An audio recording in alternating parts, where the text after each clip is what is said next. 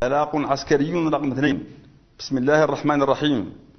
قال تعالى: لا يقاتلونكم جميعا إلا في قرى محصنة أو من وراء جدر بأسهم بينهم شديد تحسبهم جميعا وقلوبهم شتى ذلك بأنهم قوم لا يعقلون. صدق الله العظيم.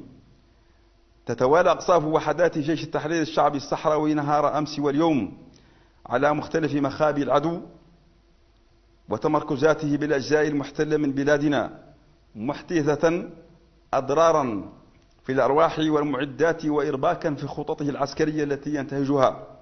وبذا فقد تعرضت عدة قواعد عسكرية ونقاط إسناد ومراكز إمداد لوابل من النيران لم تستطع دفاعاته صدها.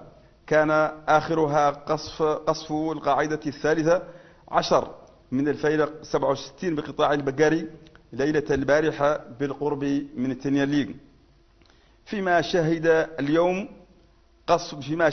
قصف قطاعات المحبس والقرقرات وهجومات بالقذائف الصاروخية والرشاشات.